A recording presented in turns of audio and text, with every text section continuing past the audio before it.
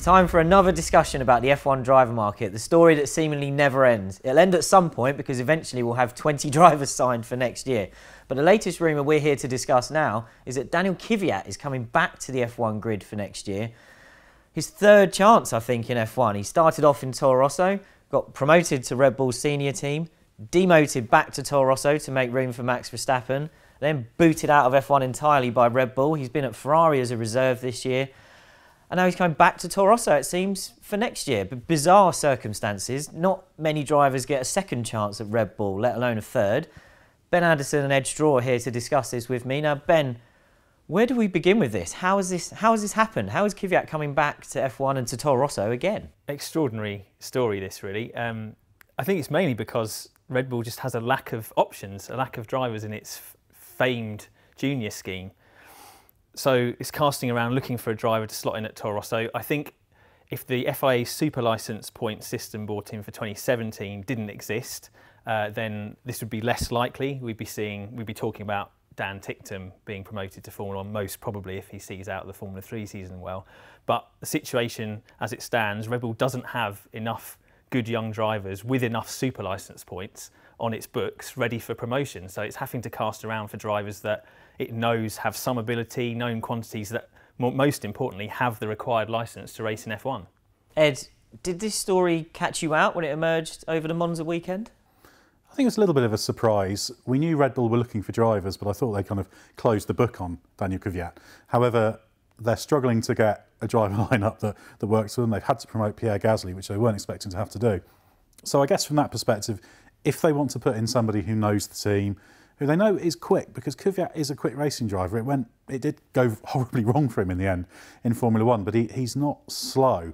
And I think the hope is that he's kind of rebuilt himself in his year away. He's been working with Ferrari this year and got a more mature driver. But yeah, I think it's desperation's perhaps a strong word, but Red Bull are looking around, well, how can we populate this team? Because they don't have a junior to put in. So I guess when you look at the landscape, Kvyat's an obvious person to think of if they want somebody who knows the team. But yeah, it's a sign of how difficult things have become, because they just haven't got a next cab off the rank that they can put in there because of the super license thing. So yeah, I'm slightly surprised they think he's the right answer, but maybe they've seen something in him, they've understood something. They'll know far more about him than anyone else in terms of his performance.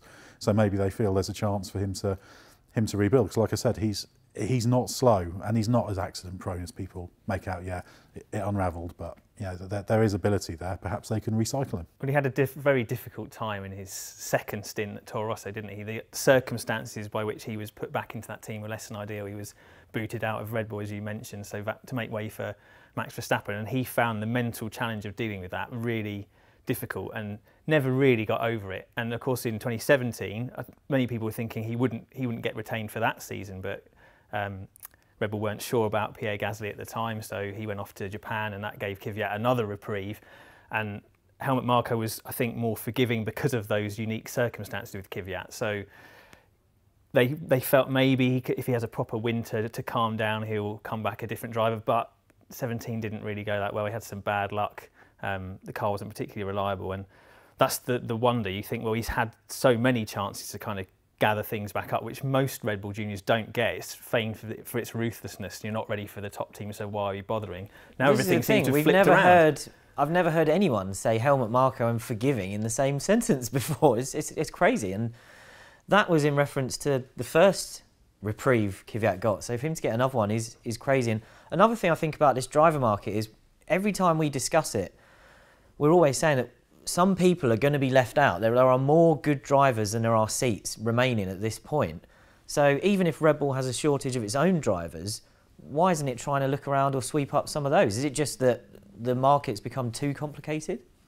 Well, there's a few complicating factors. There's obviously various very good drivers around who are already affiliated with other teams. Toro Rosso tried to get Lando Norris from McLaren, but obviously McLaren wouldn't let him go wholesale. They'd have loaned him, but they wouldn't have let him go entirely. We saw Toto Wolff complaining about the fact, well, junior teams are pointless because nobody will take our drivers and do our developing for us, which wound up a few teams, given that Mercedes is one of the teams that's sort of sucking up all the money that some of the other teams feel, would argue, were rightfully theirs. But yeah, they should certainly be looking at drivers. If I was in Red Bull's position, I'd be getting Stoffel Van Dorn in.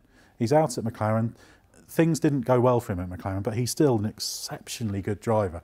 There is great ability there, and he's another driver they could recycle. And perhaps there's still a chance there, because I'd be very surprised if Red Bull go in with a Kvyat Hartley lineup. Well, this is the thing, they do have 2 seats to fill, really, don't they? Exactly, and they showed they were willing to bin Hartley only a few races into the season. So clearly he's on shaky ground, and he has had a lot of bad luck, but also there have been sort of glimpses of pace, and it's not strung it together. And we've never seen a weekend where he's really got everything kind of right in that regard.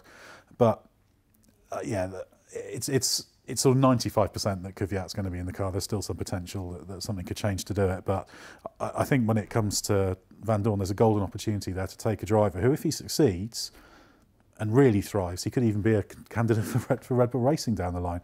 But even if he doesn't reach that level, he could be a very, very good sort of plug-in-and-play option at Toro Rosso. A young driver who's in his 3rd season. He's not actually, he's mid-20s, so he's not quite as young as maybe he appears, but he's got a huge point to prove, a vast amount of talent. And sometimes you take someone out of a difficult environment, and McLaren's unquestionably been an awful environment for him over the past couple of years, and you transplant them, and then suddenly it's like a new lease of life, and you've got a completely different driver. Personally, I would take that over trying to recycle somebody like Kvyat in the same environment, because you could make the same argument for Kvyat, but maybe he needs to be outside of a Red Bull environment. So yeah, it's really difficult for them. There's lots of drivers around, and there could yet be some unexpected drivers who become available. If they could prize Ocon away from Mercedes, he'd be a great option because he's a fantastic driver. And Mercedes, in fairness, have hinted that if the market becomes so locked down because they have those guys under contracts and they can't find a seat for them, they could get released.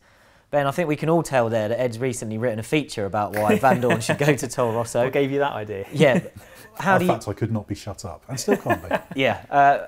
Do you agree with him? I know that Ed, I think you were in the Monza paddock at the weekend telling a few people face to face as well. But Ben, from your slightly more removed view of this than Ed, who's perhaps quite engaged in it now, yeah, what do you think? I mean, you've seen Van Dorn's development up close, and perhaps the way he's gone off the boil in F1 could just getting out of McLaren be what he needs. Yeah, absolutely. I think if you look at what Red Bull are trying to do with Kvyat, I mean, that he's no more a risk than putting Kvyat in the car, I think. And we've seen with some of McLaren's other juniors who've been spat out of that team. Kevin Magnussen has rebuilt his career at Haas very well this year. And there's no reason why Van Dorn couldn't do a similar thing if he's in a different environment.